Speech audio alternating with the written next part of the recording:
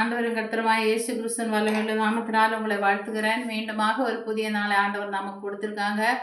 அதுக்காக கர்த்தரை ஸ்தோத்திரிக்கலாம். இன்றைக்கி நம்ம வேதத்தில் உள்ள வாலிபர்களை பற்றி உள்ள காரியங்களை நமக்கு தியானிக்கலாம். வேதத்தில் ஆண்டவர் கொடுத்த சிருஷ்டிப்பில் முக்கியமானவங்க வாலிபர்கள், சிறுவர்கள், குழந்தைகள், வாலிபர்கள், கணவன், மனைவி, பெற்றோர்கள், தாய் தகப்பன், அப்படியாக நிறைய ஒரு 5 பிரிவாக ஆண்டவர் சிருஷ்டிச்சிருக்காங்க. அதில் முக்கியமான சிருஷ்டிப்பு வாலிபர்கள். முதல் சிருஷ்டிப்பும் வாலிபன்.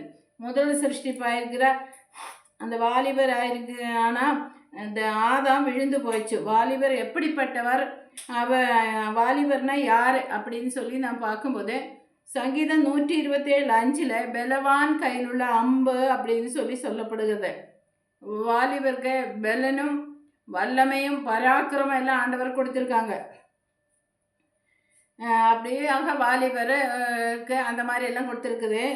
தானியேல் 1:3 இப்படியாக ஒரு வசனம் இருக்குது. தானியேல் ஒரு வாலிபன். அப்பொழுது இஸ்ரவேல் புத்திரருக்குள்ள ராஜகுலத்திலும்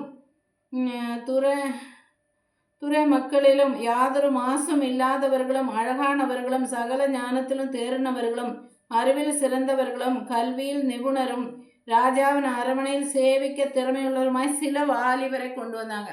அதாவது ராஜ சமூகத்தில் சேவிக்கிறதுக்கும் ராஜாவினுடைய காரியங்களுக்கு அடுத்த காரியத்தில் நிற்கிறதுக்கெல்லாம் வாலிபரை தான் கொண்டு வருவாங்க. அது வாலிபர் எல்லா இடத்துலையும் தேடி நல்ல நிபுணர்களான, அதாவது பராக்கிரமசாலிகளான, எல்லா விதத்திலும் அங்கே பெர்ஃபெக்டாக இருக்கிற வாலிபரை கொண்டு வந்தாங்க. அதில் தானியேலும் அவரோடு கூட இருந்த மற்றவங்களும் சொல்லி நம்ம பார்க்கலாம். அடுத்ததாக அந்த 4 வாலிபரை தேவன் சகல எழுத்திலும் ஞானத்திலும் அறிவிலும் சாமர்த்தியத்தையும் கொடுத்தார். தானியேல் சகல தரிசனங்களையும் சொப்பனங்களையும் ஆராயத்தக்க அறிவுள்ளவனானான். அதாவது தானியேலுக்கு சகல ஞானம், அறிவு, பராக்கிரமம், தரிசனங்கள் பார்க்கக்கூடிய ஒரு கிருபை ஆண்டவர் கொடுத்துருக்காங்க. யோவேல் 2:28, அப்போஸ்தலர் 2:17 எல்லாம் சொல்லப்படுகிறது. வாலிபர்கள் தரிசனங்கள் காண்பார்கள்னு சொல்லி சொல்லப்படுகிறது. வாலிபர்கள் தரிசனங்கள் காண்பார்கள், தரிசனங்களை காண்பார்கள்னு சொல்லப்படுகிறது. சங்கீதம் 119 165 கூட மூலக்கல்லான இயேசுவே ஆண்டவர் வாலிபனாக தான் இந்த ஊழியத்துக்கே அனுப்புனாங்க.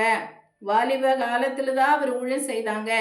அவர் வாலிப காலத்திலே அவரோட எல்லா பராக்கிரமங்களும் ஊழியங்களும் எல்லாமே வாலிபத்தில் வெளிப்படுத்தினாங்க. வாலிபர்னோட அலங்காரம் அவங்க பராக்கிரமம் தான். நீதிமொழிகள் 20:29 சொல்லப்படுகிறது. வாலிபரின் அலங்காரம் அவங்க பராக்கிரமம்னு சொல்லப்படுகிறது. பிரசங்கி 12:1 வாலிபர் ஆனால் உலக மாயிலும் உலக இச்சைகளில் விழுந்து போகக்கூடாது. அது நல்ல ஒரு அவங்களுக்கு அந்த வயசு அந்த ஒரு சான்ஸு தான். ஆனால் அதில் விழுந்து போகக்கூடாது. வாலிபத்தில் உன் சிருஷ்டி கர்த்தரை நிறையன்னு சொல்லியிருக்காங்க. நம்ம ஒரு வாலிபனை பற்றி இப்போது தியானிக்கலாம். ஒரு 2 நிமிஷம். யோசேப்பை ஒரு பயங்கரமான ஒரு சாட்சி தான். யோசேப்பை பற்றி நமக்கு எல்லாருக்கும் தெரியும். யோசேப்பை பாவத்தை வெறுக்கிறவன். யோசேப்பினோட ஒரு சாட்சியுள்ள வாழ்க்கை வாழ்ந்தா. சகோதரன் நடுவிலும் எல்லா இடத்திலும் அரவணையிலும் எல்லா ஜனங்கள் நடுவிலும் அவன் சாட்சியாக வாழ்ந்தா. கர்த்தருக்கு சாட்சியாக வாழ்ந்தா. யோசேப்பின் நிமித்தம் மற்றவங்களும் ஆசீர்வதிக்கப்பட்டா. வாலிபன் நிமித்தம் மற்றவங்களை ஆசீர்வாதத்துக்கு தான் ஆண்டவர் வாலிபனை பராக்கிரமம் கொடுத்து வச்சிருக்கிறாங்க. மற்றவங்கள் ஆசீர்வதிக்கப்படலாம். அப்புறம் தேவனோடு ஐக்கியம் உள்ளவனாக இருக்கணும். உலகத்தோடு ஐக்கியம் இருக்கக்கூடாத வாலிபன் தேவனோடு ஐக்கியம் உள்ளவனாக இருக்கணும்.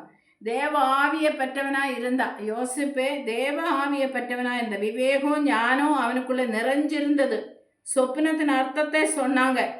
ராஜாவுக்கு முன்பாக நிற்கிறவனாக இருந்தா. பஞ்சகாலத்தை முன்னறிச்சு தானியத்தை சேகரித்து வச்சா. இந்த நல்ல சாட்சியோட தானியேல் வாழ்ந்து காட்டினாங்க. தானியேலோட காரியங்கள் நமக்கு நல்லாவே தெரியும். அதே போல் நம்ம வீட்டில் இருக்கிற வாலிபரோ சபையில் இருக்கிற வாலிப பசங்களுக்கெல்லாம் இப்படியாக ஆகணும்னு சொல்லி வாழ்த்தி ஜெபிக்கிறேன். அது மட்டும் இல்லாமல் நம்மளும் இந்த காரியங்கள் எல்லாம் எடுத்து சொல்லி பெரியவங்களாக இருக்கிறவங்க எல்லாம் எடுத்து சொல்லி வாலிப பசங்களை நல்வழியில் நடத்தணும். அவங்களுக்கு முன்னால் நாம் சாட்சியாக இருக்கணும், குடும்பத்தில் சாட்சி இருக்கணும். இதெல்லாம் நம்ம வாலிப பிள்ளைகளுக்கு கொண்டு வரணும்.